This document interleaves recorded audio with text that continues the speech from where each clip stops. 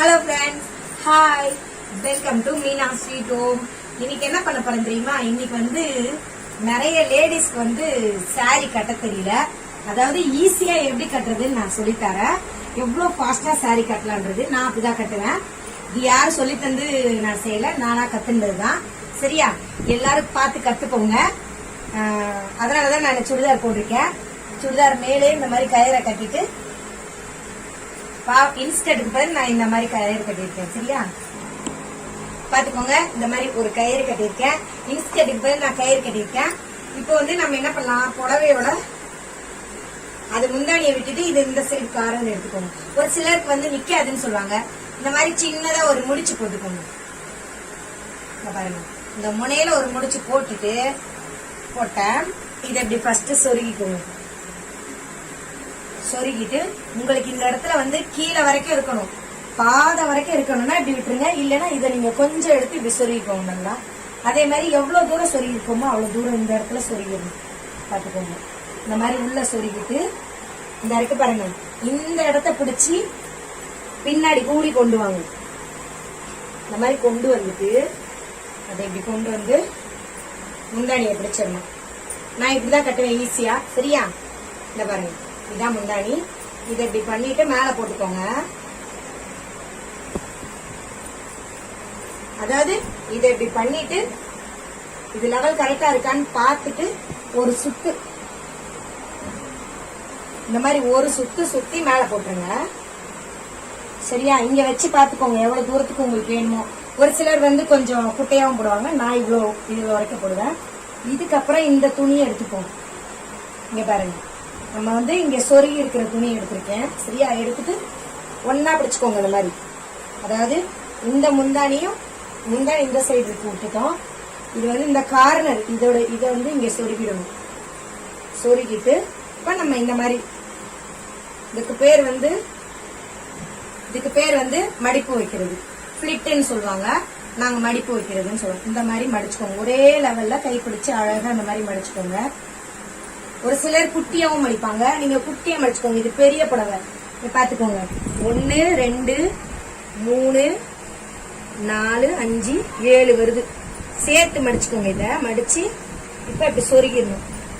சொருகிட்டு இந்த இடத்துல இந்த ஃபர்ஸ்ட் இதை எடுத்து கொஞ்சம் இந்த மாதிரி கொண்டு வந்துட்டீங்கன்னா இதெல்லாம் ஒரே லெவலுக்கு வந்துடும். அதாவது ஒரு சிலர் வந்து களைஞ்சுடும்பாங்க. நீங்க இந்த இடத்துல ஒரு பின்னு கூட போட்டுக்கலாம். ஏன்னா நான் வந்து இது வரைக்கும் நான் பின்லாம் போட்டது இல்ல. இந்த மாதிரி உள்ள ஒரு பின்னு போட்டுக்கோங்க. ஏன்னா எங்களுக்குலாம் பழகிடுச்சு. இது வந்து இப்படி பின்னு போட்டீங்கன்னா அழகா நிக்கும். பாத்தீங்களா? முன்னாடி இப்ப என்ன பண்ணா, நம்ம இந்த பக்கம் விட்டுருக்கோம்ல, முன்னாடியே இப்படி அவுத்துட்டு இங்க இருந்து கரெக்ஷன் பண்ணி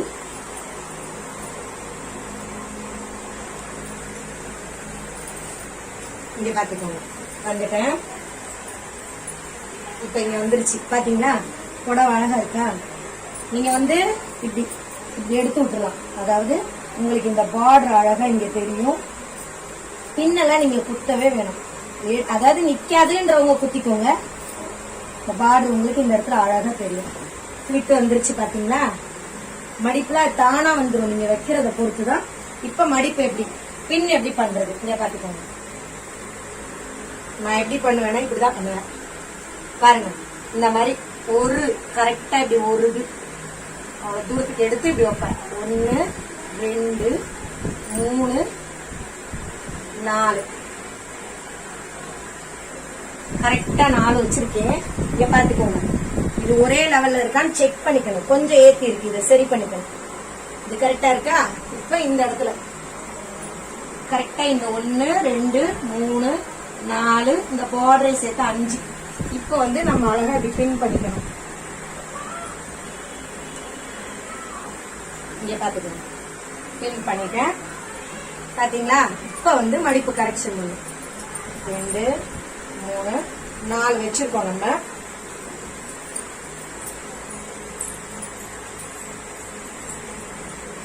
இங்க பாத்துக்கோங்க, வந்துச்சா?